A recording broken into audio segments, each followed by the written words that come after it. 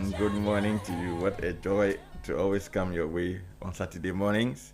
This is Farm Life, your regular family enrichment program, live here on City 97.3 FM, on our affiliate stations, and on the internet.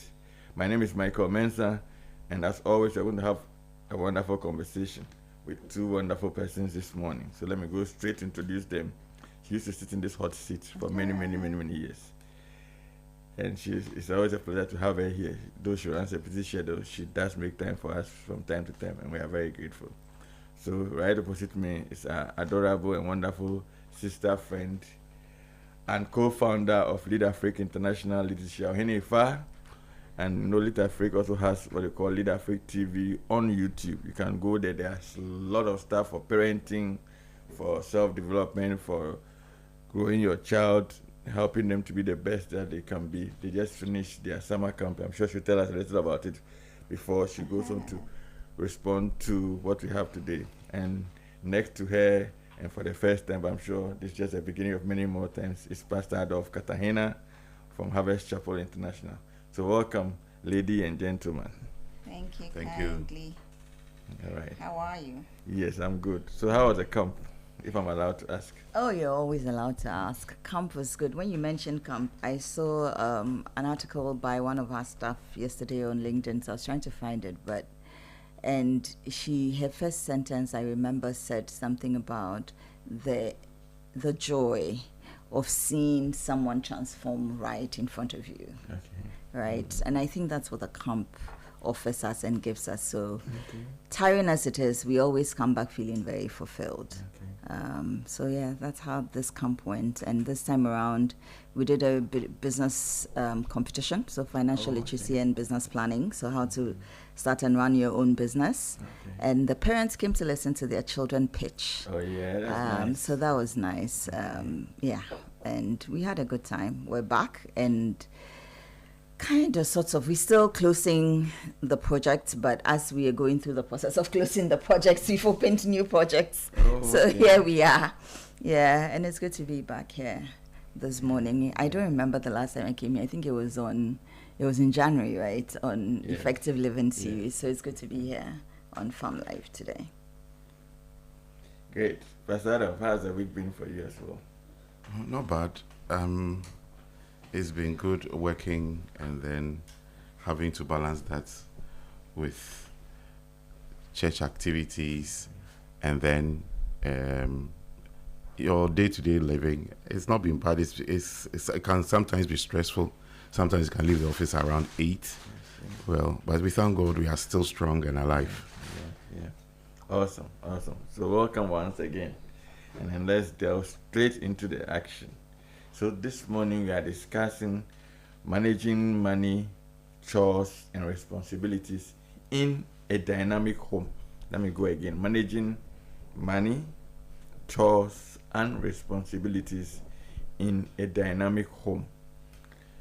I'm going to start with you, my sweet sister Hema Letitia. But let me just announce the WhatsApp line. Let's hear from you on via WhatsApp on 0539986996. Again, 0539986996. Yes. So Hema, what comes to mind when you hear of the three big things: money, chores, responsibilities in a home? I mean, a contemporary home, a dynamic home.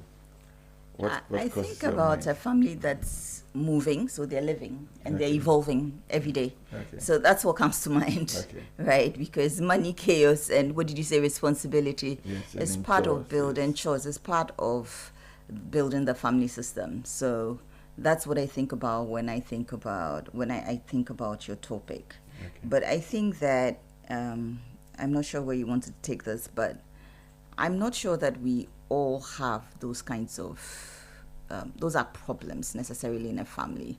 I think it's coordinating all those moving pieces that gives us those challenges. And I believe that if a family decides that who do we want to be and how do we want to show up for each other, even as we evolve and go through the different transitional stages of our lives. And these transitional stages can be daily, right? And some can be quarterly, can be yearly, so you never know. But as you're going through those processes, as individuals of the family, how do we want to show up for one another? How do we want to love one another? How do we want to support each other? For the younger people, who do we want them to become as they grow up? Do we want them to be responsible citizens? Do we just want them to be like doted on and given everything? You can dote on people and still allow and teach them to be responsible. So how do you want that process to occur and to also evolve? And that requires more of a system to coordinate and to manage and to ensure that harmony more than focus on the money, chores, responsibilities as individual pieces of the puzzle. Once there's a system, you can bring it all together and create some beautiful harmony as you go along, no matter what the challenge is. So when I say no matter what the challenge is, I know the sickness that will come, the things that come up every single day, that some you're prepared for, some you're not prepared for, some you may have the tools to deal with, others you may not have the tools to deal with. And they all happen sometimes all at the same time, simultaneously, and you're not quite sure what to do. But that's part of the family system. That's part of society. And we just all must build the capacity to be able to manage them as they come up.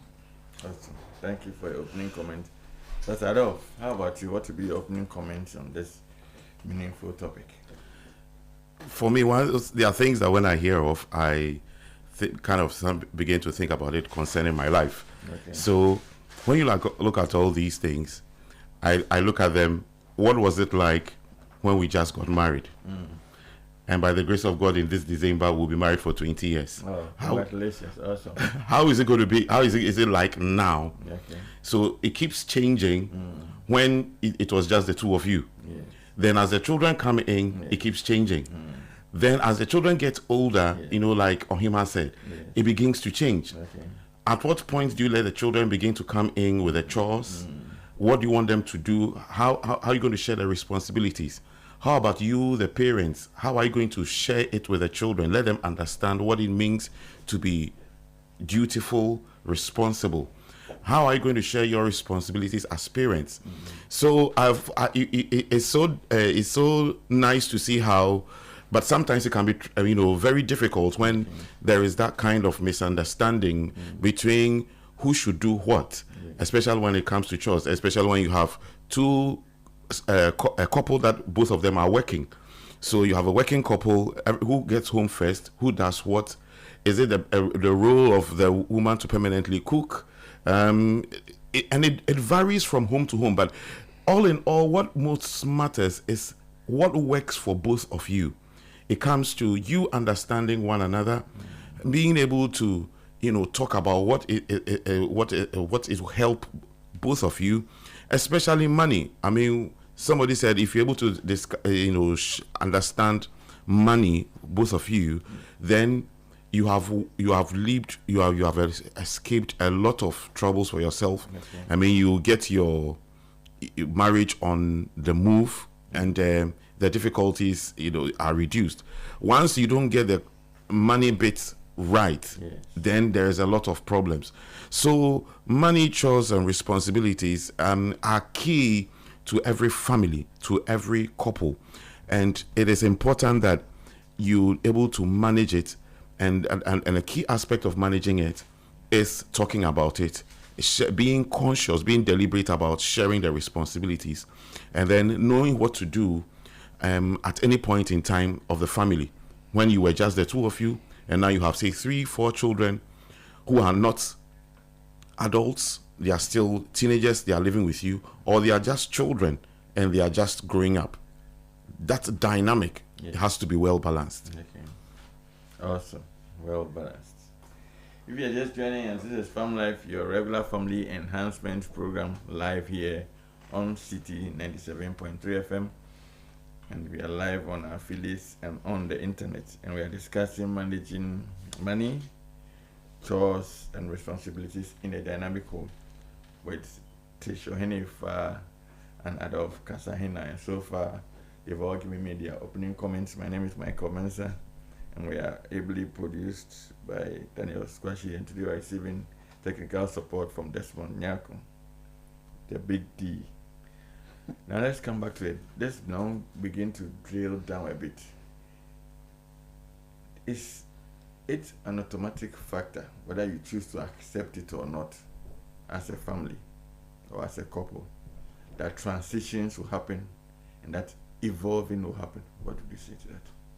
Oh, I think everybody, I mean, you'll be living a lie to yourself if you say that there won't be transitions. The moment you move out of your home, you're not the same person who moved out of your home. And we need to begin to understand some of these things.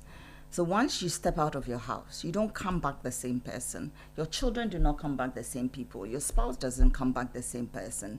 So transitions are necessary. It will happen. Every year you celebrate a birthday. The days change. There's morning, there's evening, it doesn't matter. Today is looking very cloudy because it's raining, but the sun will shine at some point. As to whether you be part of it when it shines or it's not, it's all part of the transition, right? So whether you like it or not, you will go through the transitions. I've been awake since 3, it's 7 o'clock, it's a transition. So you go through the process every single day. Yeah, every hour by the hour, every minute by the minute, there are transitional moments, because you will hear something, you will be informed about something, your schedules may change, your routine will be different, something will happen. And those transitions are important that we pay attention to, because I think sometimes we're looking at the bigger things. Somebody got sick, and therefore, like, all hell has broken loose, and we have to look at what do you do differently. But these little, if you can pay attention to the little every day, every hour by the hour transitions, it will help us to understand each other a little bit more and to be a bit more curious about one another, even your own self, because I think a number of us don't even know ourselves well. So even your own self, and you're changing, right? You're changing. So it's important that you're paying attention. It's important. I think my favorite thing when somebody asks me how I'm doing, and it's somebody I really want to respond to, I'm like, I'm learning to live again. It's a deliberate response, because I went through something. There was a transition, and I believe that my life isn't the same anymore, and therefore I'm a bit more mindful about the choices that I make. I've always been mindful, but I'm a lot more mindful now about the choices that I take. So when I say I'm learning to live again, you're literally going through that process, and a number of us do that every day. Because you go to work, they say you're fired. You at a job, you want to move. You haven't moved, but the fact that your mind has begun and sown the seed of movement, you're already transitioned. And therefore, we need to be mindful of some of these things. So it's not just the big things. It is the everyday things that are happening in our lives that is already causing the transition that we can't see, we can't feel, until it becomes a big thing. So if we can pay attention to it a little bit more, I think we will all be very happy people. Thank you. Pastor Adolf, how do we manage money? You said in your opening statement that somebody said if you're able to manage money well, then you've managed a big part of the success of your marriage.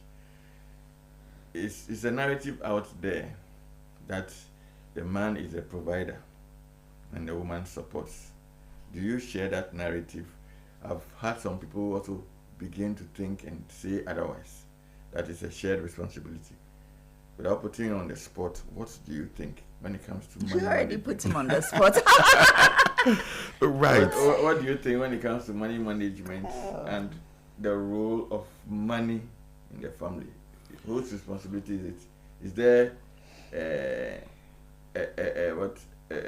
a class prefect and an assistant, or there are partners working together, even with an element of money? Then we'll come to chores and other areas. So I'm starting with money, then I come to hear the ladies' version also. So for you as a man, what do you think? What do you believe in? To start with, I'd want to say that for every couple, they have to do what works for them. Now, because this is the situation where in certain homes, the man earns more than the woman. And I believe that as Christians, or if the right thing to do would be to shoulder more responsibilities. In another home, the woman earns more than the man by far. So would it also be the thing to say the man should shoulder all the responsibility and then the woman supports? It starts with when both of you are honest to each other and are open to each other. This now begins to then clash with culture and what one believes. I once had a lawyer friend who believes that it is his responsibility to take care of everything. As for the woman, she should keep her money. Well, she can decide to support when she wants to do. That is his belief. Because of the clan he comes from, he believes that is what has to be done. So for me, it will be very dangerous to say that you have to stick with one thing. It is more about what works for both of you and how you understand one another. There are dynamics to it. Depending on where the woman also comes from, even though she might be earning more, she still believes that it is your responsibility as a man. And some women do so. And some men, just like this, also men also believe that it's their responsibility to fully bear the load. Some women also believe it's a man's responsibility to fully bear the load.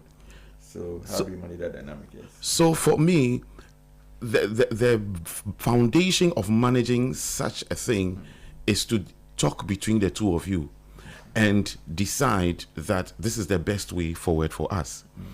Now, because for every decision you take, there are going to be further decisions to make down the line. Now, so I am the man, I earn 5,000, the woman earns 15,000, or probably even decides not to disclose. How do you manage that? To manage that, then you must be open. You must be transparent. So when you know I earn 5,000 and you see my pay slip, of course, not every man who believes in sharing his pay slip with his wife. I've met men who think that give the woman what she wants, don't let her know how much you earn. And I find that I don't believe in that. I believe in being very transparent with my wife, and you know how much I earn, and so you know how much I can take on. So when you have that understanding, then you all both decide. Now that comes back to again, are you all going to have different bank accounts and but one pot to spend from, or you are going to share the money responsibilities? Who takes what? So there are people who decide that, well, I keep if these are our family responsibilities and this is how much we need, we can put this amount in a common pot and spend on what our family needs are and keep whatever is left over, because then we have responsibilities towards our external families and other demands that may come along. You know, probably you are part of a school platform, they will demand this, and it is, you can't be spending every bit of that from the family pot. So understanding what would work for both of you is key. So when you understand what will work for both of you, so you know that the man earns 5,000, so he after his tithe, what is left? So how much do we need to spend in the home for food, bills, utilities? If you have children, how much are we going to spend on their fees, their clothing? If you don't have children and maybe you want to do investment, how much are we putting in investment? You are deliberate about this and you list them. You break them down. So this is how far my 5,000 can go. I will need money for transportation to my work. So, or if you have a car, I'll need money to buy fuel. This is how much this can go. If the woman is understanding, then okay, I can also come in with this amount to support the food with the children, but you have to take care of your own fuel. Some people, it can be that she said, okay, I can help support your fuel. Maybe I get coupons from the workplace. I can give you coupons. That takes care of your petrol. So then we can work it out. So the fundamental thing for me is that both of you must understand where you are going, because this transition is key. You are not going to remain young forever. At a point in time, even if you are a childless couple, at a point in time you are going to get old. The very things you could do when you were 27, you can't do them when you have 67. So at 67, would you want to be staying in a rented house? No, we want to live in our own accommodation. So this is how much we're going to set apart, and then we are going to build towards it.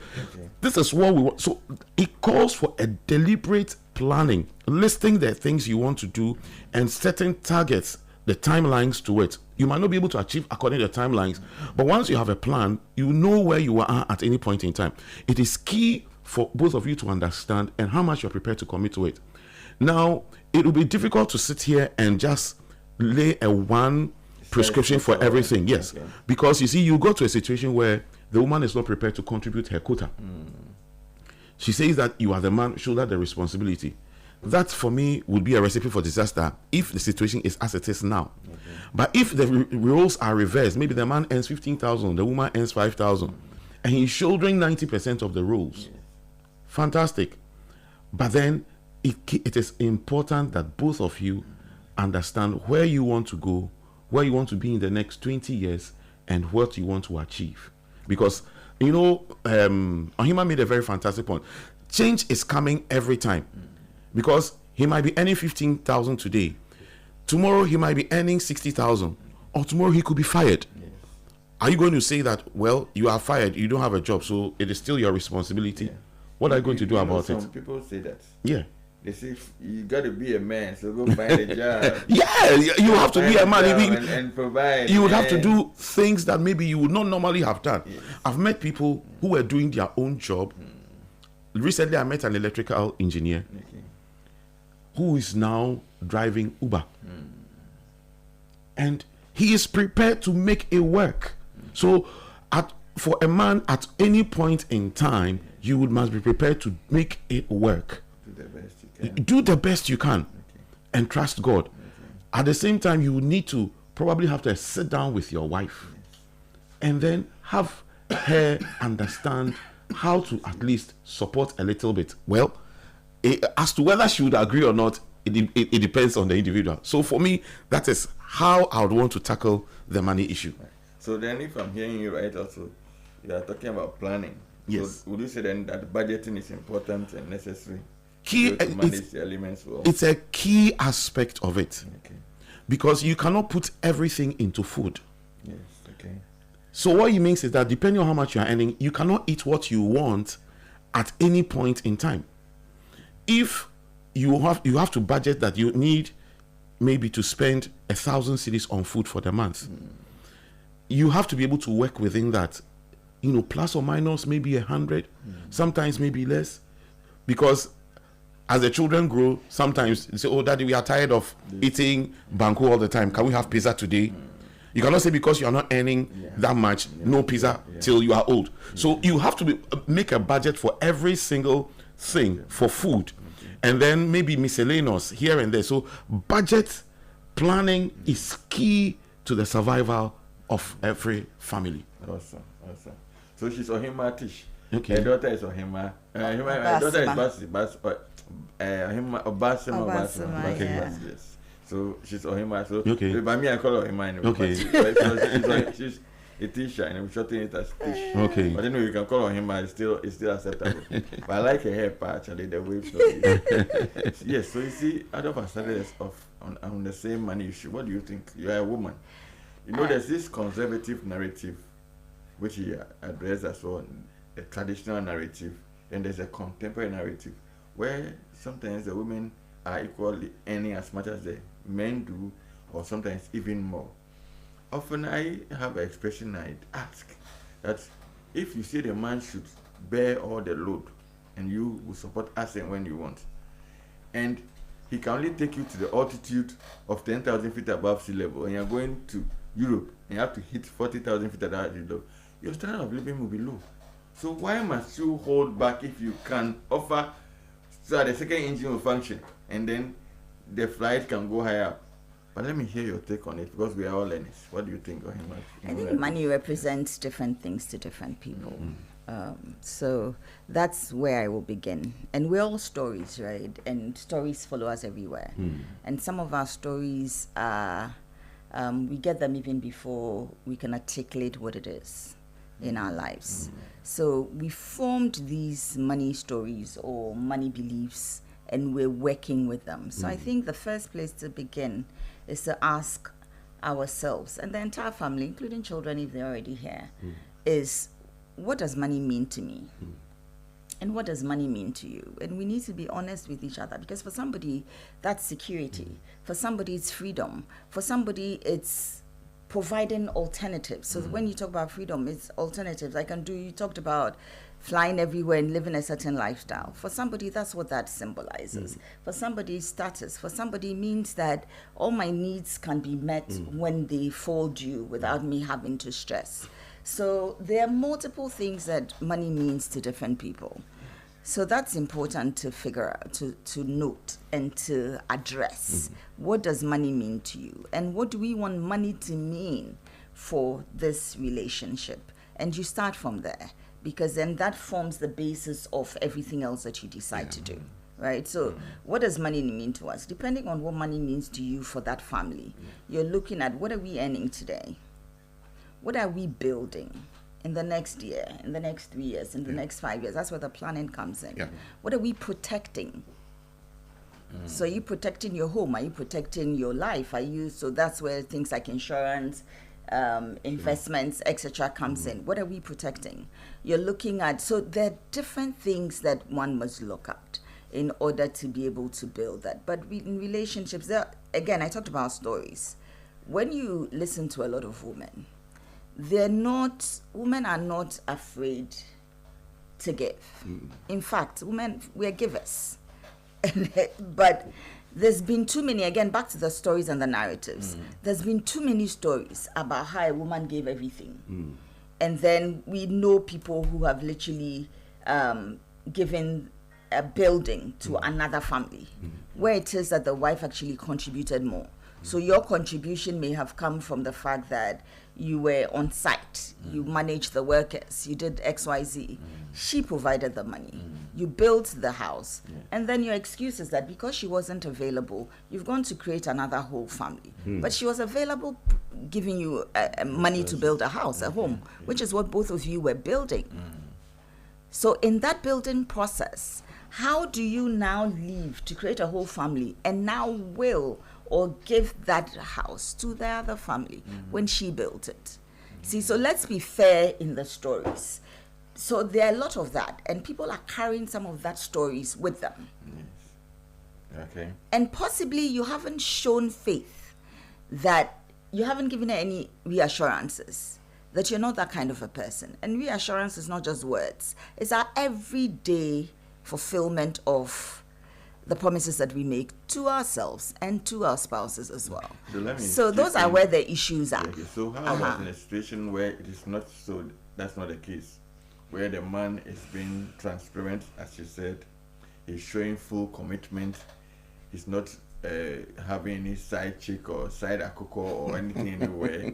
He's committed to the family, he's available to the family, but he just, so far, because the transitions can make things better, does not earn as much as he would want to, or capable of supporting the family holistically.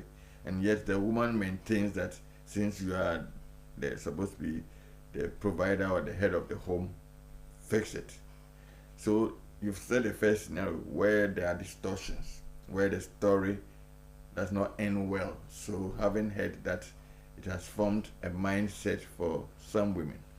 But what about in the case where it is not the story, yet the woman is maintaining that story? It's still in a her story. Head. It's still a story. Yes. So for her, that woman then has to go through a healing process, right? To understand, to dismantle where the belief systems came from, and now to install it with new belief systems. And that's what they need to do. And if you're in a relationship, you need to recognize that and decide that we have to work on this together as a person. So what are you working on in terms of healing? And everybody, we have multiple domains of our lives. So if hers is the money, believes that she needs to work on and heal from, because you never know what her story is. So, but there's something, we always have an underlying thing that drives our behavior, right? We don't just get up and behave in a certain way. You're behaving based on something, a result that you want, something that has happened to you, something that you're afraid of. So you need to get to the bottom of that in order. It's just not a fight. if you believe that you're in a relationship and you're all supporting each other, it is not a fight. Every relationship, I don't think, we talk about 50-50 a lot. I think it's a misconception that we all need to wash our brains. Marriage is 100-100. I give my full percent, you give your full percent. That's when the cup runs over. That's right. Right? That's right. But and if you're doing 50-50, the cup sometimes doesn't run over. It doesn't even fill to the brim. So everybody must give the 100-100. What does that look like for each family? What does that feel like? What does that even smell like in a family? So everybody, we need to have these conversations, and we must be honest with it. And if you're not married yet, it's a good time to have these conversations, because I think that sometimes out of desperation, we're not having the right conversations. So you go into the marriage and now you're forced to have certain conversations that should have been had years ago. So if you're doing those conversations now, then they become more like booster conversations, right? So it's okay, based on our transitions, this is where we are, this is what we've experienced. What new thing must we do now? And how do we carry this process, this money bit of our lives forward? But it's a conversation that must be had, and it's a healing process the person must have to go through. But do not make it seem like she's so bad. I think we do too much of that. So we're either being dismissive or overly judgmental. But there's a reason why that woman is staying where she wants to stay. How about those who are also avoidant? So the other person is being dismissive, maybe the man is, or being judgmental. That's one possibility. And then how about in the situation where the woman also chooses to be avoidant? When we speak about the help, how would they know that they need help? So maybe the man is out of sorts because he feels that he's stretched himself, he's tried to engage the woman severally, because money is a big thing in every marriage. He's trying to engage the woman severally, why they should work together, because they are doing life together. And like I'm saying, he's not the kind that is doing all the wrong stuff, maybe misusing the money, doing boys, being irresponsible. That's another conversation. And yet the woman is being dismissive. How would they know that there's a need to seek help? Because sometimes the trauma of past experiences, sometimes the nurturing process, the background, maybe somebody was raised in such a way that they vowed never to be broke because of what they had to go through to get to adulthood. And so for them, money is a security. And so even though they are in the marriage and they can give you intimacy, they can't give you their money. You bring up an interesting story, and since Pastor Adolf is here, I think there are certain vows that we all make to ourselves, and I'm calling it a vow, an oath, a non-negotiable. So those are things that we all make to ourselves and for ourselves, right? And sometimes we need to break up with these vows and oaths and things in our lives. That's what I mean by the whole healing process, right? Looking at yourself honestly and saying, why am I showing up this way in this marriage, in this relationship? And be honest with yourself and tell yourself the truth. That's not truth that you need to even share in that moment, but at least for yourself, be aware of the fact that this is why I am doing what I am doing. Now, that's the beginning of your solutions. Okay. So if you know why you're doing what you're doing, sharing it becomes easy. If the woman, or you're talking about a woman in this case, if she doesn't feel vulnerable enough to talk about her fear, her pain, her vows, her non-negotiables, the reason she's showing up, then there's a problem in that marriage to begin with. So what would you advise? They should just get help. If you can't talk to each other, find somebody to go attend a seminar, listen to something.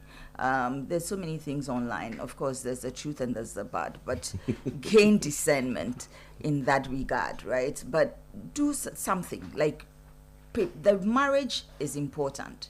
The two of you decided to come into a space together and do life together. Now, it's important that you prioritize the marriage.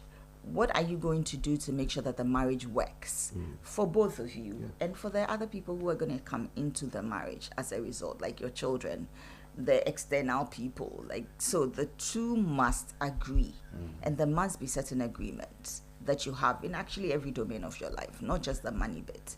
But money, you need to have certain agreements. When you're veering off those agreements, any party is veering off those agreements, then you need to come back to it, which is why it's important to do regular assessments, right? Because we clearly talked about the fact that a dynamic family is one that is not, we're not static, nobody is static, we're evolving. So every now and then you need to come back to look at, these were the agreements or the plans or the priorities that we set for money.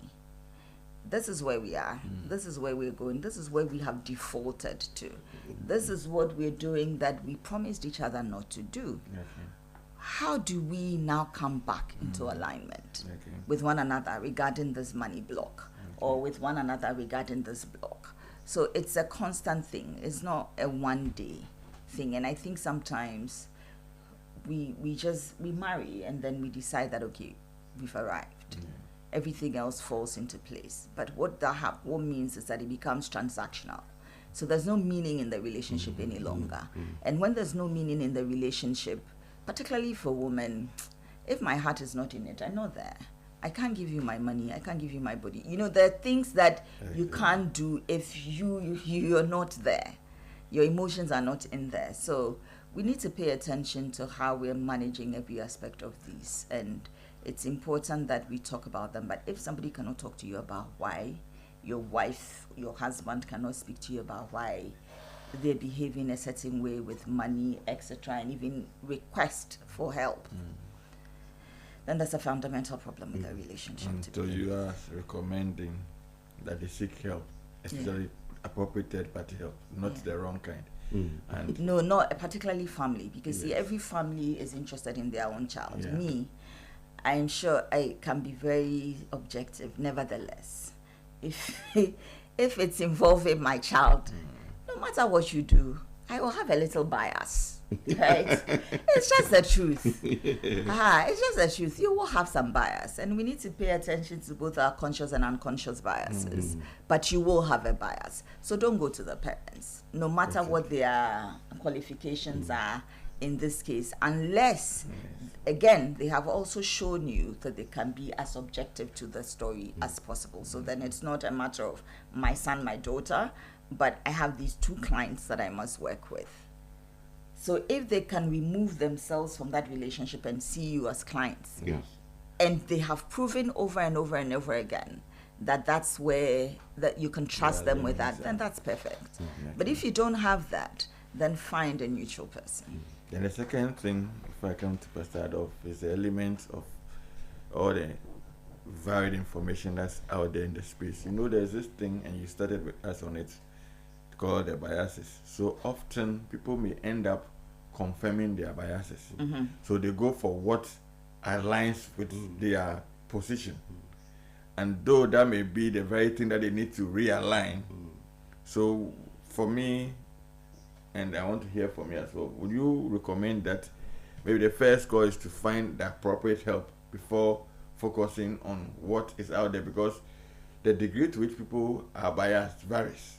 And somebody who is heavily biased and highly aligned may end up going for the things that confirm that bias significantly and rather get more entrenched. And so since we don't know who is listening or where people may stand, what would be your viewpoint? Would you say they should go on social media? Because there's a lot of good stuff there. At the same time, there's a lot of bad stuff. And the bad stuff is not necessarily negative things, but how it would affect the person's mindset or strengthen their biasness, and by so doing, rather make them have a more entrenched position, which is exactly what they need to move away from. So what would you say with regards to the element of finding? Because if the person is, like we say, fairly balanced, then we know that when they go on social media, watch or listen to a reel or whatever, or a podcast, they are likely to pick the nuggets to help them realign appropriately. But where some people only go to, then when the thing starts presenting something that is contrary to their viewpoint, even though that's what they need, they shut it off and go to the next one. How can people listening help themselves to navigate that terrain as well? I think you're looking at self-awareness. I think that's what you look at. That's how I understand the narrative you just shared, is that people need to be more self-aware, because you're going to hear something, you're going to see something, you're going to feel something that might either shift you, as you said, to entrench what your bias is already, or to begin to make you look at things from a different perspective, right? So the general idea is to be in awareness. So learn to understand, what am I listening to right now? Am I even at the stage where I should be allowing myself to listen to this? Because I may not have the capacity to decipher what I should take from this information and what I should leave based on my current situation. Right? So then now you become very choosy about what you're allowing and what you don't. So, but it comes with self-awareness. It comes with knowing that I'm in this particular stage right now. This is how I behave when I'm feeling stressed, when I encounter challenges, when I encounter threat situations, when I encounter opportunities. This is how I behave. That's my default. So what's your default? And now that you know your default, when you're veering towards your default, what do you do to pattern interrupt and change course? And that's what the person must learn to do. So people must learn to be aware of what you're thinking, what you're feeling. We talk about triggers or things that trigger you emotionally. So understand your triggering. Somebody's talking to you, somebody's having a conversation. What is it making you feel? Is that the data that you're taking in that is making you feel something, or it's already a narrative that you have bought into? And how do you tell the difference, and what do you make of the difference? And that's very important. So I think that we need to learn to be self-aware. Every now and then we won't get it right, and that's a fact. It's okay. Let's be gentle with ourselves too. So while you're in the process, while you're going through that murky situation, you realize that I'm human and I have to give myself permission to fail, if you will. But when I realize that I'm failing, I also give myself permission to turn around and do the right thing. So as for the entrenched positions, it also depends. And like I said, sometimes the relationship that you're in doesn't even help you to move away from those entrenched positions. So then you're further moving into that hole, not necessarily because you want to, you know yourself, you're trying to get out of there, but the other person's behaviors continue to scare you. So then for you, you're trying, but it's more like a cos 90, in which case it becomes very difficult. So then you don't need the help alone, both of you need help. Awesome. Pastor, I'm coming to you. I said, Pastor, I'm coming to you now. Now I'm moving to the next item, chores. So you set us up by saying that, so you are both workers, and perhaps the man even comes home earlier than the woman. And let me set a scenario, and something as simple. She's already done the stews maybe weekly, so it's in the freezer, and there's no help at home. It's just the family, and yet the man comes home early, and there's a rice boiler. Yet he waits and will not put the rice on for the woman to come in, boil the rice, perhaps warm the stew for him to eat or for them to eat. Or maybe they don't have children yet, they just got married a year or two ago, or maybe they don't, for some reason, have children yet, and they don't have help that will do the cleaning. Their rooms need to be cleaned, the washrooms need to be scrubbed, the compound needs to be swept, and one person feels it's the other person's duty. How can families manage it? Where there are children, yes, that's easy and different. But how do first the couple manage it where it's just a couple situation? And then now let's add the family situation where the children are, for maybe if they are toddlers, there's not much they can do. But maybe from 5 years and upwards, what must the dynamic be like? Let's hear from you, please. How are you managing your money, your chores, your responsibilities in your dynamic family?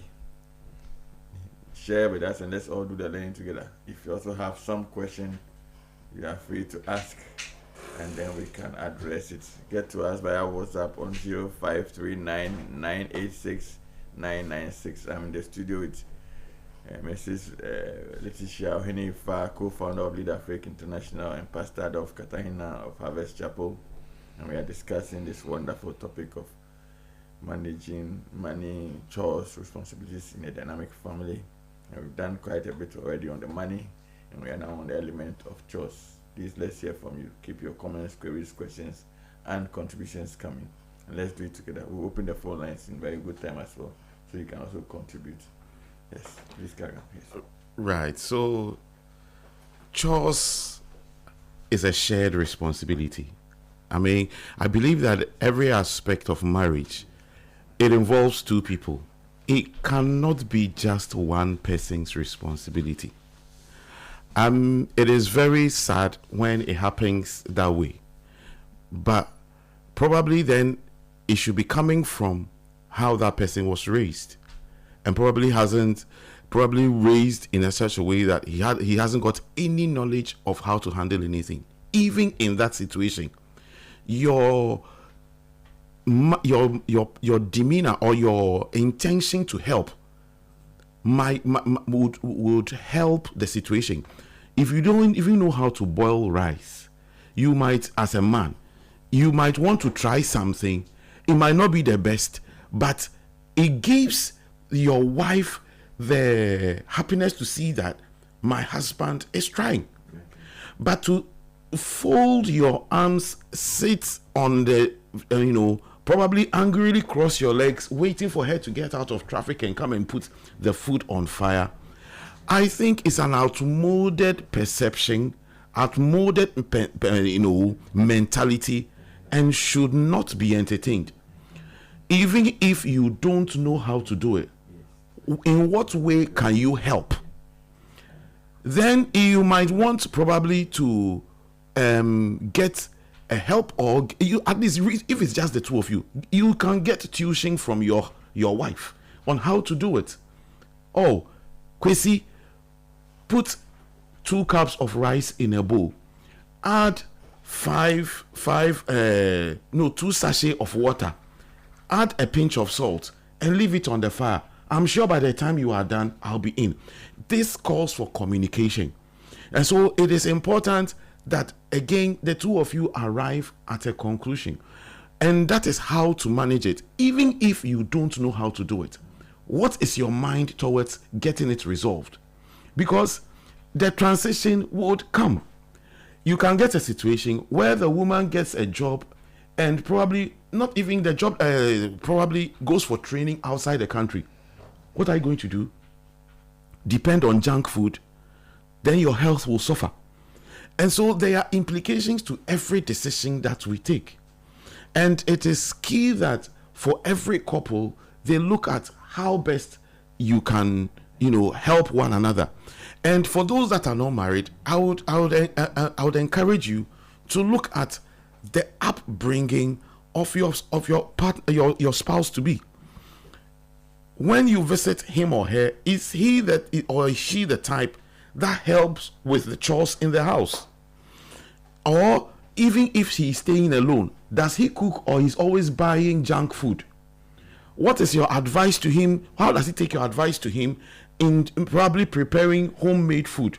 That should give you a kind of information that in this marriage that I am entering, it is likely this guy might not be the cooking type.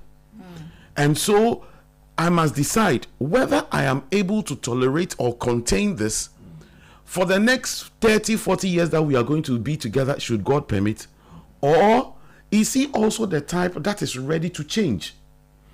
So these are key aspects. If he is not the type to change, he tells you, listen, if I can't cook, I buy. Again, that is also going to affect the money, because everybody knows that preparing food in the house is more economical than always depending on food from outside. Because if you buy a pizza costing about 215 cedis, that's the most you can, even if you're alone, probably eat it 2 or 3 times. But give a woman 250 cedis. I'm not saying that is what you should give to your woman, but if that is all you have, I can tell you the woman can make something out of that money that you cannot believe. So And that will take you a longer time, will be more healthy. As at the end of the day, when coming back to the couple that are the people that are just about getting married, you need to look at all these things. It could be the woman that is not the cooking type. Of course, that doesn't happen often, but there are women who believe these days. They tell you, I want to live a soft life. You know, I want a soft life. So I don't cook. And so if you don't get a help, we are not eating. These are things you again need to ask yourself. Well, assuming we have children later on when we get married, am I be able to contain this? I know in certain homes that the man prefers to cook. He prefers to be the cook. And so again, it is the two of you agreeing on who does the cooking and who does what. And these are chores, and it might not be just cooking, washing. How do you decide to do it? I remember when my wife and I got married initially, we were doing our washing together before the children came along. You wash, I rinse, and then we move on. But some people think that, no, that is not a man's job. Okay, it's not a man's job. But who said it is a woman's job? Culture has made us believe it. But things are evolving. And probably for all you know, even the woman is earning more than you are doing and carrying more responsibilities. So how on earth do you dare not tell her, you cross your legs, she washes, and then you do nothing? It doesn't work. Well, if she decides to work, you might be sweeping or mopping the house. It's a shared responsibility. Fundamentally, it is a shared responsibility. And nobody should think that it is just the responsibility of one person. Other than that, then the plane is not flying. It is flying on one engine. And when the engine fails, what happens? Because assuming the woman now gives birth, undergoes a cesarean operation, and can't do anything for the next 1 month, does it mean the house is going to remain dirty? Does it mean the clothes are not going to be washed? Does it mean you go to work with dirty clothes? Come on. It cannot be like that. Has to be a plan. There has to be a way to go about it, and it is a shared responsibility. Fundamentally, it is a shared responsibility. Awesome. We have to take a break. 986-996. How are you managing your money, your chores, and the various responsibilities in your home? If you are just a couple, and or you have children as well of varying ages, how are you managing the chores, the various responsibilities? How are you doing money together? How are you doing life together? Let's hear from you, and then we'll discuss it and we'll read it out to the rest of the world. And we'll open the phone lines in very good time so you can also let's hear from you as well. But out of here, so I was asking before we went on the break that for somebody who is from the conventional or traditional culture or mindset, with the chores, just like we discussed with the money. So he feels that no, a man should not go to the kitchen. A man should not do a chore, sweep or lay a bed or do anything that has to do with household work. What must be the dynamic? Because it's a different thing if you are now going to get married, and so we say, oh, it can be a yellow flag. You need to interrogate it like you were saying. But now they are married, they are in it. What must be the posture for both the lady and there's some women who will say no, don't come to lay your side of the bed. I mean silly, but that's just what came to my head. And then there are some ladies who say no, don't come to the kitchen. The kitchen is for me. So it works both ways. How can we help people to work on the realignment? So we often say what unlearn and then relearn. How can they unlearn this traditional or conventional posturings and relearn or learn new ways of doing better so they can have a cohesive family? Yes.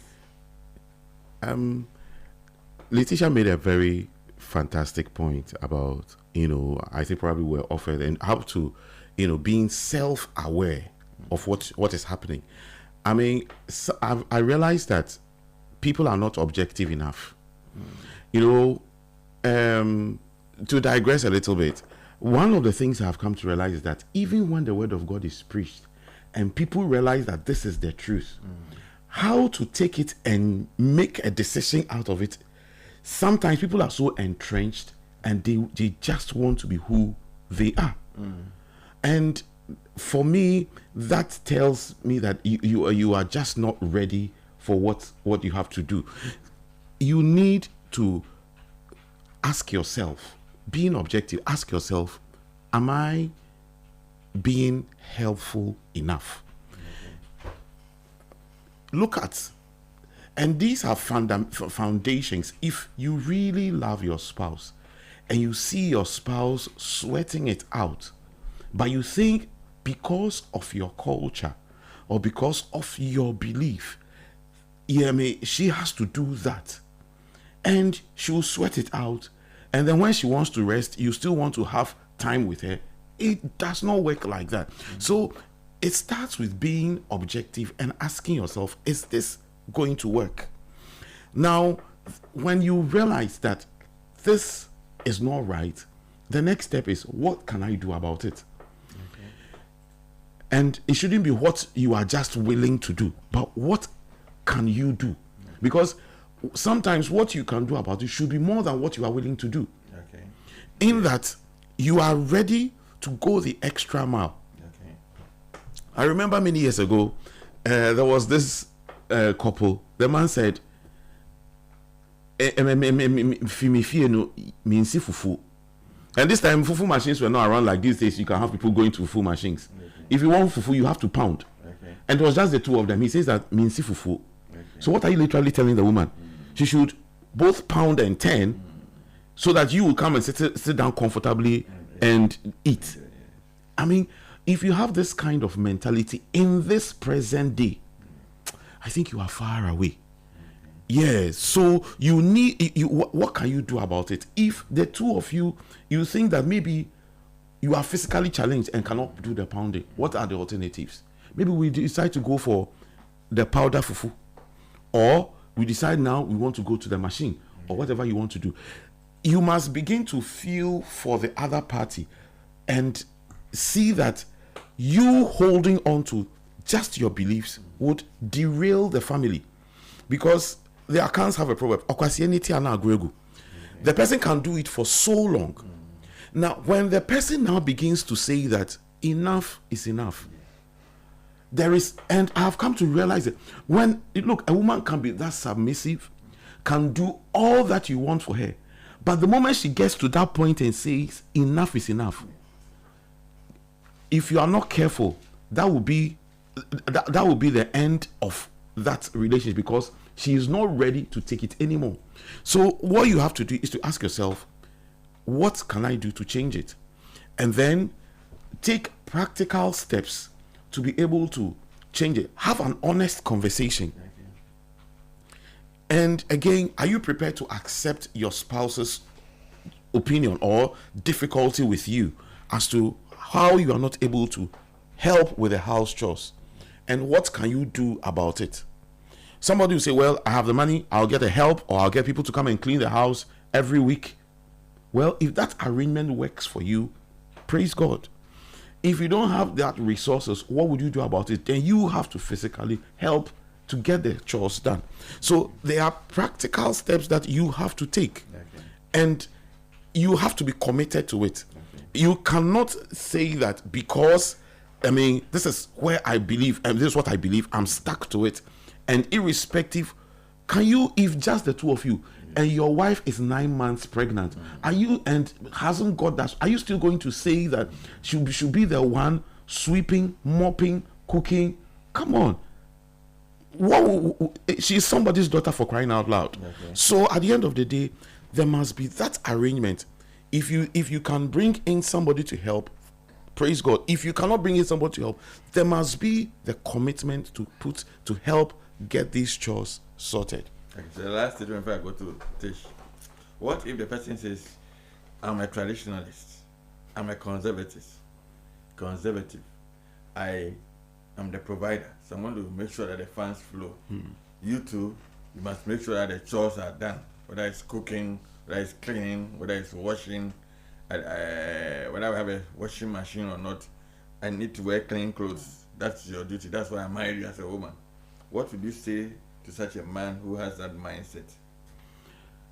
Again, I'll tell that man to look carefully at the woman. She's not a help or a maid you married. She's your wife, for crying out loud. And another thing I'll say, that sometimes doing things together even brings you together more, bonds you together. Okay. You know, I remember those days when we would wash, we would finish, we are tired, and we all lie on the bed together. And we just lie there and talk before we finally decide that, okay, what are we eating this morning? And we go to the kitchen, we do it together. You sit down and you eat. You know, to have that mindset, well, you would need to really unlearn and be ready to see your wife as your wife, and to, if you really desire that bond with your wife, then you would want to do something with, you want to change something about your behavior. However, if he decides to stick to that, my advice to the woman will be to say that, listen, you know what? At the end of the day, you are all trying to let the marriage work as long as he provides. You can't kill yourself to do everything in the house. You would need to get somebody to come and help. Once he provides, then you would get somebody to help, so you can also take a rest, because your health is key, especially when you have children. You want to be alive to help them through, navigate their life through this, navigate their course through this difficult life. And you want to be there for your children, and you need to be there for yourself as well, to walk in good health. So if he decides that is the way he still wants to go, then I'll definitely advise the woman to get somebody to help him with the chores in the house. She cannot kill herself just wanting to do everything in the house. No, it will not work that way. Okay, awesome. Please, let's hear from you. 0539986996 via WhatsApp. Let's do this together. Oyematish. If you have another question that'll take us away from what he said, one of the questions that I think people can ask themselves is, if I had a daughter, and another man were treating her the same way as I'm treating their mom, sure, how would I feel? What would I do? That should give you a good indication of how you're treating your wife and Definitely. what you must do to turn around. So I think that's a good one for people to do. But generally, I think we're conditioned to be in a situation where we hate one another, as opposed to creating a conducive environment for us to thrive together. So I think that we need to watch that. And it starts from school. The little things, simple competitions that bring about some of these decisions. But if you're living with somebody whose intention it is, and sometimes, as we talked about, unconscious biases, it may not be intentional, or they're not even aware of it, right? But their intention is that if the person has those kinds of stories, things that they're holding against you, then you're going to really struggle. What is so wrong with making somebody feel good about themselves? What is so wrong with loving each other to the point where you're both very happy and content? What is so wrong with it? But I think that we haven't been conscientized to do that. But it's okay, even if you haven't been, you're 40, you're 50, you're 60, to come back into that self-awareness and say that, even me, because when you do that, you yourself, you don't enjoy life. That's true. And that's just a fact. So if you've just walked through life... You see, that is the generality of the statement. But there are others who enjoy it. Because, you see, because we are assuming for them. But for them, the fact that his monarch of all his service does not have to lift a finger to carry his plate after eating to the kitchen. Somebody must serve him. The table must be laid for him. That for him is living the life. So if you tell him that he's not enjoying life, he does not. He may not agree with you, or you don't get where I'm coming from. What do you think? It's perception, right? So that's how you feel, and nobody will take that away from you. That's your feeling. You can hold it. I think the other person. The thing we need to also understand is that when I make a choice, I do not have the right to allow the other person to choose their choice, right? So they also have the right to respond or react to your choice. So don't be surprised if the other person responds differently or responds in a way that you were not expecting. Don't be surprised at all, because they don't owe you that. You chose, yes, you exercised your choice, and they have the right to do same. So don't be surprised. But you will go through the conflicts, you go through the banter, you go through something. So don't be surprised if the other person decides that, for everything you're giving me, I'm giving it right back to you, pressed down, shaking together, running over. And the woman, we really know how to do it. But when the woman suppresses it, don't think that they're a fool simply because, right? And I think that's the input I'm getting from what you're saying. But I think also that, so I talked about the conditioning, and one of the questions we must ask ourselves is our family functioning in a way that is sustainable for all the people in it? If everybody inside our home, like I have a house with 5 people, if everybody decided one day, or we take 3 days and decided that we all stop what we're doing in terms of contribution to the house to see what happens.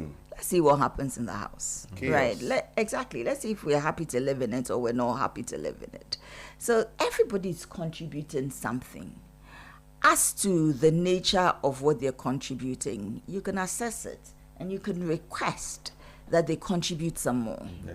But there's definitely a difference between a request and a criticism, and you must learn the difference between the two. So ask what you want of them, as opposed to, you never do this. See, it's going back to the oaths that and they are unconscious, but you've just said it. So you've brought it into being. But you want to say that I would like, or I would appreciate it if you did 1, 2, 3 a little bit more. And when they do it, they may not even do it the way you want, 100%, but at least appreciate the effort. And the more you appreciate the effort, the more people are willing to keep doing it, because then they realize that you're appreciating appreciating it. And that gives you enough incentive to continue to do more. So that's what I want to add to what he said. So I know you have a question. I wanted to add the element of parenting. So it's a family. So what kind of chores must parents do? So I wanted to look at 2 scenarios where they have help, domestic help, and where they don't. How can parents make their children responsible? Because now we only let them, parents don't let the children do anything at home. They say steady, take them to school, come. So they've grown up, they can have high IQ, do very well in school, but they're not well balanced. Because then they don't know how to keep home, they don't know how to do all that stuff. So how can parents manage those dynamics? One, in a home where there's no help besides the parents and themselves, the siblings, and then 2, in a home where there's help available, maybe sufficient help. What are the dynamics, and what can or must parents do? So I think that because we have different age groups, there are chores for different ages. So if you have younger children, at that time, they're very excited, they want to help. And oftentimes, we prevent them from helping. So already, we're creating a narrative for them that you're not supposed to do this. If you're saying, I'm not, so you're washing in a basin, and they come and sit with you, and their hand is in the water, you shoo them away. What you're doing is saying that this is not part of your responsibility. This is not what you're supposed to do. You carry them, you put them on your back, and you do this consistently. You're creating a habit in that child. So you must stop. So they come and sit next to you. They're trying to support you. Maybe they're creating too much of a mess. Find their own little bucket for them somewhere. Put a handkerchief or something in there. Let them wash it. Then you're creating a responsible habit in that child. What I have noticed happen with our domestic support is that they typically don't want us to come home and be angry. So even when you have a whole set of chores for your children to do, they end up doing it for them. That's right. Because number one, so let's assume you've asked your child to wash dishes, and they're responsible for supervising it because you're not home. In their minds, as you're going to wash and wash, basically mess up the whole place, and they've just mopped it. They don't want you to come and pour more water on it, or for you to fall for the parent to be angry. So then they do it themselves. So what we then have to do is to ensure that we are we are inculcating certain habits intentionally when we are available. Okay. And that could mean that every weekend your room is yours, right? Clean up this whole space. Learn to cook. And both boys and girls, this is not just, it's not a gender thing. Yeah. You talked about a man who is entrenched, very traditional. Touch wood, your wife dies. What are you going to do? You need to learn to better than survive. And me, that's what I tell my children, that in every space that you find yourself, you must be able to thrive no matter what. So you may go down, but you need to be able to bounce back up and back up better than where you were. So that's the goal. So what do they do then? So you teach both of them to cook, and that's when you're around, because as for your domestic help, you don't have control. You gave them a task to do, they're doing the task. They don't want your wahala. So they are managing themselves. That's what they know how to do. And that's okay. What do you do when you have a moment to spend with the children? That's where the survival toolkits start. Or your room. You decide that nobody cleans their room. And we do that, for example. You clean your own room, you clean your own bathroom. You tidy up your room by yourself, and then you do ours too. So a helper doesn't clean our room. A helper doesn't clean your room. So that's your space. Learn to deal with it. Every now and then, let your helpers go away. Give them a break. When they're away, let your children take control and do it with them until it becomes part and parcel of them. So I know my child can do A, B, C, D, E. So sometimes they may feel lazy. I don't stress about everything, as long as they won't kill anybody. But know that, make sure they can do it. And for me, that's a critical thing. Make sure they can do it, and insist that every now and then they do it. And do it across the age groups. A young person can fry egg. Most of them can do it if you get a little sandwich maker, for example. They don't need a cooker, they don't need a gas, they don't need anything. You just plug it in, you put your little butter, oil, whatever you want. You can even do it without any of those things. You break your egg, you put it in, you put your little salt, etc. So teach them to do those things as they go along. And then it becomes part and parcel of them. But I think that allowing your children not to do anything is a recipe for disaster. Fantastic. You're not making them resilient. They cannot think some people cannot even think for themselves. For everything they must do, they must call a parent to get. No. When you're calling me because you have 3 options. And then you have weighed your options. Option 1 is, these are the pluses, these are the minuses. Option 2, these are the pluses, these are the minuses. Option 3, now, this is what I really want to do, but I think that, so can you help me think through it? That's a different conversation. From this is my problem, and now I make my problem yours. And we need to get away from that. We need to stop our children from depending on us to solve their every problem. You see adults, and when I say adults, like 10-year-old, 12-year-olds, they're with people and you're like, how are you? Da, da, da. You ask a question and the parent is answering. What's that about? So there are many little things that we can do, whether it is you have help, you don't have help. If you don't have help, it changes the conversation a bit. And I generally say that we should find help. Your help doesn't mean they have to stay with you daily, right? I think in your submission you made a comment about after the woman has done all of that, then you want to come and have your fun. But part of the marriage is fun. I think that we've somehow learned to take joy away from our lives. And we need to bring more joy into our lives, right? And how do you bring more joy into your life? You can't do everything, but you can have everything, but you cannot do everything. So which ones do you want to delegate? And learn to delegate it.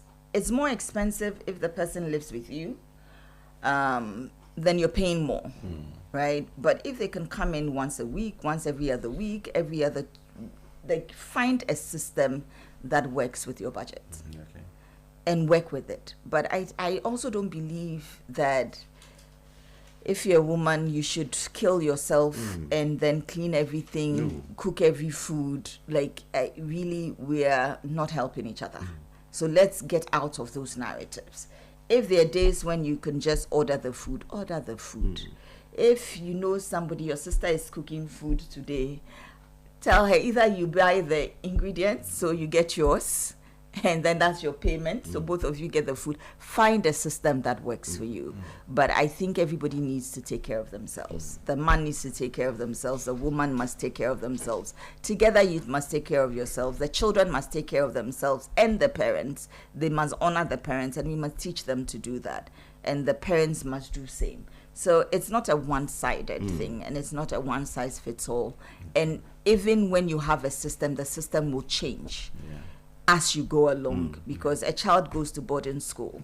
There's a gap in the house. Now all your children are gone. There are gaps. How do you fill those things? And you must be in awareness of the seasons and the times. Awesome. Let me just add this quickly. You know, recently, in fact, our kids has just gone for camp. I mean, so it's just left with the two of us. So assuming you just live with the two of you, and what would you do? But you see, when you have enjoyed the moments when you were alone, and before the children came, it's easy to fill in now. Other than that, then you are going to have challenges and difficulties. Awesome. So I want to go to the board and read some of the messages. Please keep yours coming. Then soon we'll open the phone lines. Then we'll discuss the last part. We've spoken about the money, the chores. Now we'll look at the last part, other responsibilities. And so you can throw in, yes, anything beyond the money and the chores that is outstanding. So like, you want to go for vacation? Whose bill it is? What is leisure? What is entertainment? I mean, those little responsibilities, though they are money tied, they are not just money things. Because sometimes somebody may be good at planning those things and the other. You know, somebody may be so introverted that they want to stay indoors always, and somebody else is more extroverted and think, no, let's go for this adventure walk. I mean, so we'll look at that bit as I read some of the messages that we have. So, okay, so it starts, it says, to the esteemed panel of mentors, I tell you, good morning. I write with deep respect and appreciation for the impactful work you are doing to counsel and guide individuals facing difficult life situations. I have been following today's discussion, and I find myself facing a serious marital challenge that directly relates to the theme under discussion. I would be most grateful if I could be granted an opportunity to share my experience with the panel, so I may benefit from your wise counsel toward a resolution. Thank you immensely for your selfless service to many of us who find ourselves in such difficult circumstances. I humbly count on your kind support and consideration. Yours sincerely. Then he's written his name. It starts with a C. All right. So yes. But he didn't share anything. No, he didn't. Like I mentioned his name. No. I mean, what I'm saying is, she didn't share the actual problem. So when you open the phone lines, he can share. Yes. Okay. We open the phone lines, and the phone lines are the same number: 0539-986-996. Again, 0539-986-996. We'll activate that shortly. So please be on standby, Mr. C. Yes. I'm not mentioning your name. C N. Your first name, your second name. Yes. From Kaswa. Yes. All right. Then let me take that up. It says, "Good morning, farm life. Here is the case. Here is the case. They both work, but the man leaves very early and comes very late because he's taking care of all the bills without complaint. And the woman leaves a little late, but comes far earlier than the man due to the nature of her job. Besides, the woman contributes very little to the home. How best do you think the man should contribute to the domestic chores? Thank you. This is Matthew from Committee 25. So please take note. Please let me give you all. You type. I'm typing. Yes. So please, okay. So I will all do that. And then let me read the next one. Daniel inside Malam says, "Good morning, farm life. How do you start a conversation about money with someone you are in a relationship with? I believe it's important not only to know how someone spends money, but also whether they have the mindset to save, invest, and multiply it. For example, if you give someone 5 cedis, do they spend all the 5 or spend 3 and use 2 to create more? In my current relationship, I sometimes feel we may have different money mindsets. I see more of a desire to buy things, while I don't always see the same desire to build or invest. She has said she wants a man who will take care of her, and while there's nothing wrong with that, I believe both partners should have a shared understanding of money and building a future together. How do I start this conversation without making her feel judged? So please take note of that as well. And let me go on to the third one. It says, good morning, panelists. Can a Christian lady marry a younger man? God created Eve out of Adam's rib. Thanks. No name. That's the person's question. And the other person says, good morning, farm life. So please take note of all 10 years. Good morning, farm life. I appreciate the intuitiveness of your panelists, and I add on knowledge every Saturday morning from your show. However, my girlfriend always misses the juicy part of the program. I mean the part that I wish she could listen to by herself. I think she listens more when these discussions are coming from external sources. Thank you. This is Albert from Koforidra. So that's a statement. And this is my reality for over 10 years now. It was never like that during friendship and before marriage. Whether I am well, sick, pregnant, etc., every day I pray for grace to forgive because I realize this is my reality and hinders my prayer.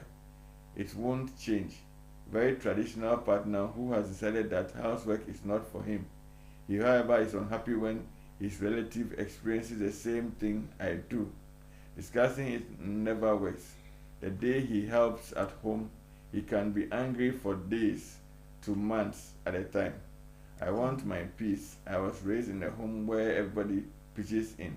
He was raised to believe housework is not his duty. Wow, so please pay attention to that as well. So let me take this one and then we can address them. So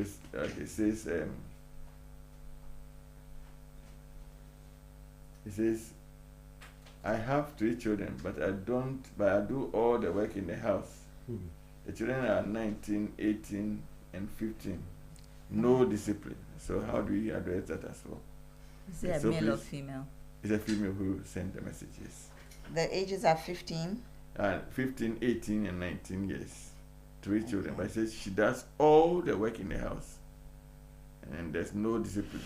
So what can be done about that situation? Okay, let me add the last one, perhaps. Then we'll take them and come back. Then we'll activate the phone lines. Yeah. So it says, good morning. Great discussion, very insightful. I was brought up from a home of cooking before I got married. Before I got married, I do everything on my own. Cooking, washing, cleaning, scrubbing. But even in the marriage, I go to market. But for her to cook, tense problem. Her money to support is an issue. I wash my own clothes. I'm a standalone, but okay. I'm not too sure about this. I wash my own clothes and stand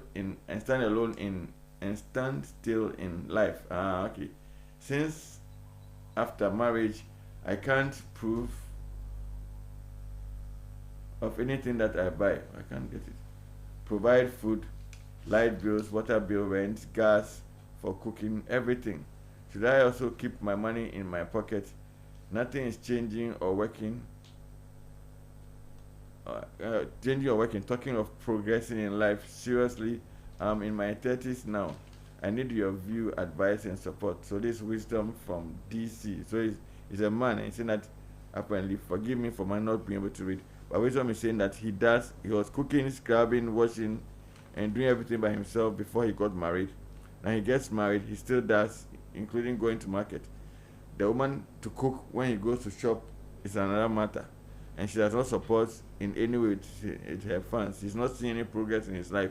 He pays and buys and covers all the bills, and says he's 30 years now, in his 30s, and he's not seeing any progress in his life. So wisdom needs advice, and so please talk to wisdom and all the rest. I'll pause here. There are many more, so let me pause here, but let's activate the phone lines as well. So the phone lines are activated on 0539 986-996.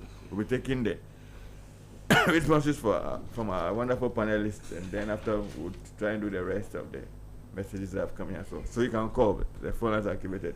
So and you can call as well and tell us your story. Pastor, let me take the children one. Okay. Then the rest you guys can have it.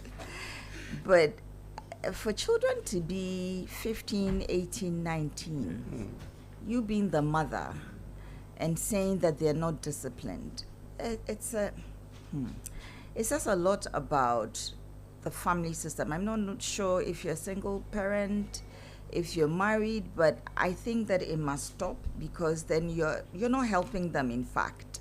So you need to stop and ask yourselves, what does our family need from each other in this season that we're in, and as we move forward, to make things work, so that one person, you, which is you, is not carrying everything. So you need to give them chores, and you need to make sure that they do the chores. You are the mom. So you need to get them to act. So yes, you may not have done that, the 15, 18, 17, the behaviors are a bit more entrenched, but you can still correct it. And it's important that it's corrected now than they become 21 and etc., etc., etc. So please correct it. I don't know if you need help. We don't know your full story and why you haven't been able to provide them with the discipline to do what they must do. Let him give her So please do find the help that you need to bring them into alignment. Otherwise, you're going to hurt them more than you've supported them. All right. And yes, another one says. So I can add one more then. I think the money mindsets. For me, you're not married. And so this is my easy route out. The easiest route out is that you're not married yet, get out. It's really, it's not that you see I think that You're talking about the man who goes to the market, does everything himself. No, I'm even looking at somebody who said earlier. It's courting a woman. Yeah. Oh, okay. She wants a man who can take care of her. Oh, okay. And that's not okay. So we have a call on the line. Please hold your thoughts. We have Ayim on the line. Good morning, Ayim. Let's hear from you. Hello, good morning, my people. Please reduce the volume on your set a bit. Okay. I'm far from the radio now. Okay, right. Yeah. Let's hear you, please. Where are you calling from? I'm calling from Kolebu. Okay, let's hear you, please. Yeah. And I really appreciate your program and what you are doing for Madam. I must say you are doing a very great job. You are helping our families too as well. But I have a concern. Okay, please go ahead. So basically, though I'm the male, I probably do all the house chores. And I try to teach my children how to do it, when to do what. But my feel is like, your bad between the but I feel so uncomfortable when I'm also working and they are sitting elsewhere, sleeping, perhaps sometimes doing their homework, which I don't really have problems with. But my problem now is not the children, but my wife. Because some of the things you need to do them very early in the morning before leaving for work or then leaving for school. Yeah. And she complains about when you want to wake the children up very early in the morning for them to do their own things before going to work. I don't understand. And the part that Madam said about people helping your children when they are doing their house chores, I don't think it also helps. Sometimes the people in the house should rather encourage the children the more to do it and know. And now I think I'm very well to do. When I'm not at home, I come back from work and I realize my children have washed the nets on my windows. I'm very grateful. If I had not teach them, would I be boasting about them today? So I think it is very, very important. Let us all do well in training our children so that when we are not there, we would also not leave them in a bad state. Awesome. Thank you very much, Ayim. We are grateful for your thoughts. Thank you very much. All right. Yes, and Lady Tish, we're on the mindset about think even money. his issue is a mindset issue. So when I talk about mindset, it's the different upbringings, right? So One person feels that, oh, they must sleep. Another person feels that they must wake up and get the work done. And then, so the two of you need to agree, because otherwise, too, the children at some point are going to play the two of you. It's a similar thing with the mindset issue, where you think that is going to be the money mindset. When you think it's such a big deal, then you may want to look at how do we agree on certain parameters to make sure that this is getting done if we really like each other and we want to try and make it work. Otherwise, where you're not in the relationship already, it's not all consumed, whatever, that you can get out of it. So we have Chris on the line. Good morning, Chris. Where are you calling from? You can go ahead. Yes. Hello. Hello. Good morning, Chris. Where are you calling us from? And let's hear from you, please. I'm calling from Kasua. Okay. Yes. Let's hear from you, please. Yeah. Please, I have been a regular listener of your program. And then today your theme actually matches with my situation I'm going through in my marriage. And actually I called for an advice, because I've been married for the past 14 years. This September will be 14 years. Before marriage, actually, I was very good with my wife. We do things without any problem. Especially, I do the washing, the cooking, and everything, because then she was working with corporate organization. So therefore, she leaves home very early and comes late. I do virtually everything from morning till she comes back. But unfortunately, before COVID, she lost her job and she's been home till today. But the situation is still the same. I do virtually everything. As I speak now, I was just sitting washing my clothes. I do washing every Saturday. All she does is to go to prayers. And in fact, we both were Catholics. But my wife had left the church and joined another church. These Saturday churches, and then they've indoctrinated her. She has changed totally. She believes I should do everything. And what I earn doesn't match what she is expecting me to do. But she virtually doesn't want to understand. All the time, she wants to siphon me. Yes, siphon. That's the word I should use, because the way it's looking, she understands my situation, that things are not so well. She earns money though, because she has some investment that brings her money.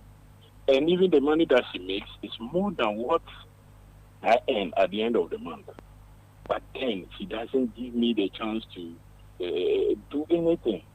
In terms of, she doesn't support me. That is what I want to mean. She doesn't support me in terms of financial lesson. So, in fact, it's weighing me down. And I don't know, I need your advice. Yes. And actually, I'm becoming fed up with the whole thing. Wait. Hearing this, and it's actually, yeah. Chris, I think that both of you need help. You need third-party help, because if you said you feel she's been indoctrinated and her mindset has changed, you would need some help. So I would let Mr. Desmond give you my number, and then we'll pick it up from there. But what we can say. I'll be very grateful. So please don't go offline. He'll talk to you. Yes, though you switch the call, you don't go offline. Yes, Desmond will speak to you. So please stay online. All right, all right. Thank you very much. You're welcome. Yes. Okay, yes. There's another caller. Okay, Nana Kwesi, sorry for keeping you waiting. Good. Hello, Nana Kwesi. Oh, I think he waited for too long. Sorry, Nana Kwesi, please call back. We apologize. Chris had to let us hear him. So kindly call back, Nana Kwesi, for missing you. Please call back. Yes. I think so clearly there are some good men out there. Yes. And I think it should be commended. Yeah. So we commend you all who are doing your very best to be the very best of yourselves. Yeah. Hello. Good morning. Your name and where you're calling from, please. Is that Nana Kwesi? Yes. My name is Kofi Ahi. I'm calling from Temanisa. Okay, Kofi, let's hear you, please. Yeah, I want to contribute to the program. Please go ahead. Okay. Yes, you see, what the man just said, yes. most men, if not the greater number, are going through this. You see, the thing is culture. It's culture. The culture that we are coming from, unfortunately, the elite women are still holding on to the culture, even though things have changed. You see, they want the traditional man, but they don't want to be the traditional woman, the traditional wife. They want a traditional husband, but they don't want to be a traditional wife. Tell us more. Yes. Now, even in my office, I don't want to mention the name of my firm. Some of the women are earning 4 times what their husbands are earning. Okay. And the man is the small that the man is, he's the one doing everything. And at the same time, they expect the man to also do the house chores, even by themselves or help them. And then when they complain, oh, now what men can, men can, women can also do. But when it comes to paying the bill, that's what they say, oh, it's the man's job. And I think this thing, especially the clergy, let me put it that they are not helping matters at all. That's why a lot of marriages are just sitting idle. It's not working. It's everywhere. So I think that the pastor should use the pulpit to correct some of these things. Okay. Thank you very much. Thank you very much. We are very grateful for your time and your thoughts. You have a great day. Right. Yes, so we're addressing other issues. All right. So he's adding on to what the gentleman said. He says he's saying that it's prevailing now, and she says you the women, he says you the corporate women. What do you have to say to that? Say some are earning 4 times. I don't what have anything to say to it too. You're earning 4 times what they have, but yet they want the man to show working. They still want the man to show working. He's earning 1/4 of what they do. And so say his money is our money, but their money is their money. I am convinced that we all have, most of us are having the wrong conversations in our homes. And we need to look at rewinding and see how we can repair the relationships. Okay. So I think that's what I'm getting. Okay. That a number of people are struggling in their relationships, and unfortunately, most of them are silently struggling without even having anybody to share this with. Okay. But it must stop. Okay. So we have Donatus from Upper West. Good morning, Donatus. Hello, Donatus. Okay. Good morning. Yeah, good morning from Upper West. Can we hear you? We are live. Yes. Yes. Thank you for the good work you've been doing for families all these years. Thank you. I don't have anything to say much about the discussion, but because we are educating the public. Yes. About 3 people came earlier, and they mentioned house chores to be house choice. I heard this very loud and clear. So please, I think we can do this correction so that we can let our young ones learn well. Okay. So I think it is pronounced chores, not choice. Okay. That is all I want to say. Thank you very much. Which part of Upper West are you calling us from, please? I'm calling from Nadoli. From Nadoli, okay. And which station is there that you are listening to us from? Or are you listening online? Or I'm listening live from, and yes. You're listening live from online or from a station, from a local station? From the radio. Okay, which not from a sister. Not from a sister. Oh, yeah, you're listening online. Okay. All right. Thank you very much, and do have a great day. Donatus. We are grateful. Welcome. Yes. Thank you. Thank you. Okay, we have Bobrapa from Koforidua. Good morning, Bobrapa. Let's hear you, please. Yeah, good morning, Baba Richie. This morning I'm very, very glad for the in-depth explanation and in-depth discussion that we're having. So, may God richly bless your team for the profound explanation given to us. So, my contribution is very simple.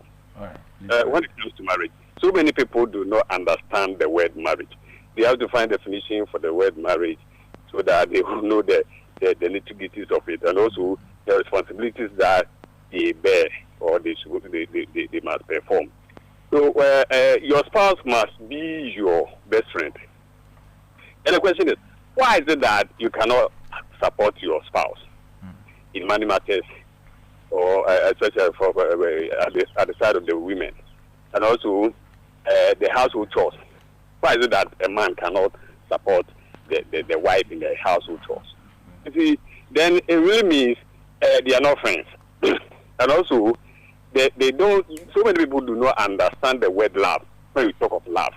They must find a definition for love, and also what must be done to demonstrate love. You see, they must have an effective communication. Couples must have an effective communication to enable them to deal with all or some of these anomalies and some of these problems. They will thrive or they will flourish. They will be successful if they are able to, meditate on these ways and also these kind of issues.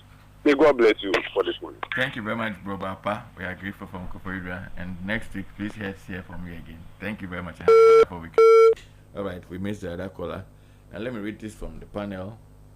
Okay, so okay, right. So have we answered all the questions? I don't think so. So somebody was asking whether a Christian lady who is older can marry a younger man. Generally, I think it's a yes, but you should understand the implications, because I don't know how older, I don't know how younger the man is.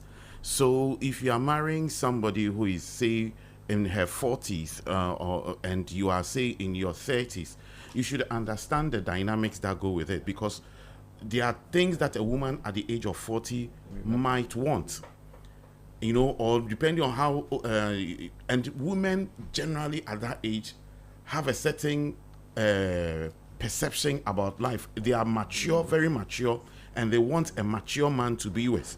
And so if you don't see yourself as that mature person, then you might not want to go into that relationship. Again, you must also look at science. I'm talking in this particular instance, even though I'm a pastor, I'm talking based on science.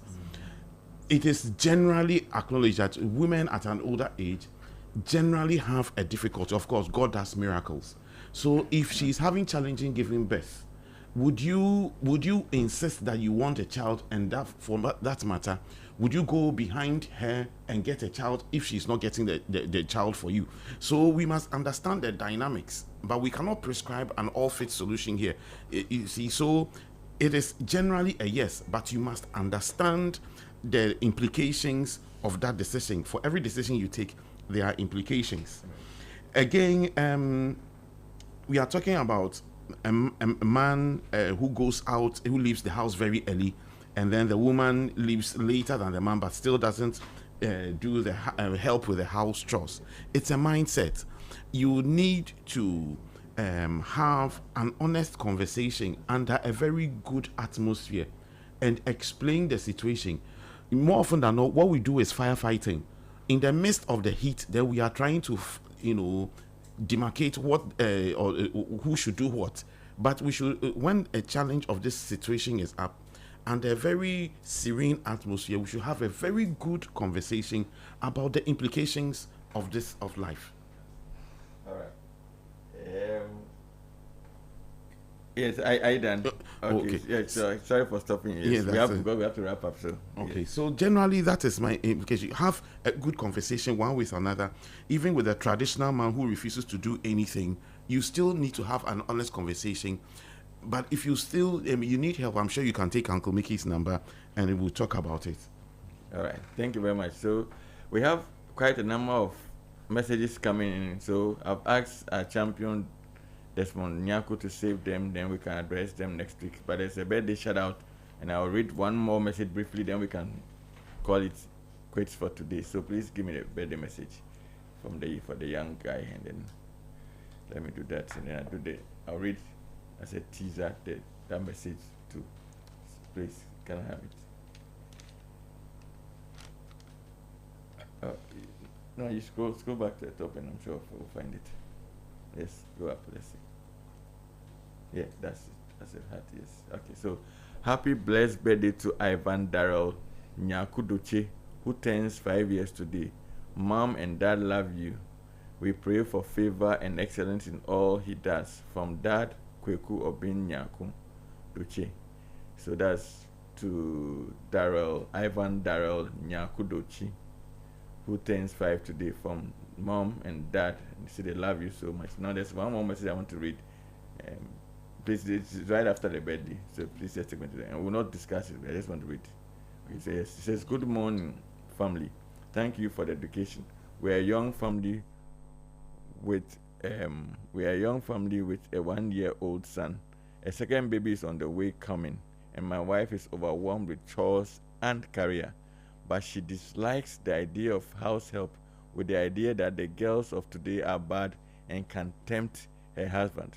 What can make her change her mind to involve others to help her? The husband is also a busy man.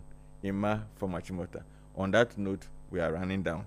We'll give his attention next week. So we are not, please don't delete it, save it. We'll discuss it next week. So let me do a quick shout out and then remind you about the vibe. But before I do about the vibe, between all these conversations that we've had. So learn to be kind to one another. Let's learn to be kind to one another and appreciate one another. It won't kill us. It would actually support all of us to basically bring out the joy that we all desire. Awesome. So before we go, I want you to take note of the vibe, which is very, very crucial for you, which comes on at 12 o'clock. So let me just do the LPM. The vibe room is here, and it's been going on week after week, and so it will happen today. Your Saturdays just got more bigger and better. Join us from 12 p.m. to 1:30 p.m. for the vibe room, where real conversations meet great music and unforgettable vibes. From trending youth issues and thought-provoking discussions with exciting guests to interactive polls, WhatsApp voice notes, and the visual vibe music review, there's something for everyone. Every Saturday from 12 p.m. to 1:30 p.m. The Vibe Room, real talk, real life, real vibes. Tune in, join the conversation, and be part of the vibe. Yes. So you can also go on to YouTube, Farm Life with MM. Then you can get this when it's loaded there. Subscribe, share with others, and also subscribe so that I also learn and we can all get better. I've been in the studio with Pastor Adolf Katarina of Harvest Chapel and Mrs. Letitia Ohene-Ifa, co-founder of Lead Afrique International, and also have Lead Afrique TV on YouTube. We have been ably technically produced by Desmond Nyaku, and we receive production from Daniel Squashy. Please have a wonderful weekend. My name is Michael Mensah. Today we are doing the 1 week memorial for our schoolmate who passed. We used to call him T.U. Azo. They used to call him Joe Mens because he worked with customs. So Mobile 24, I'll meet you guys there for the few hours that we tend to be. So please stay and have a wonderful weekend, and we'll catch you on the rebound. We are out of here. Bye.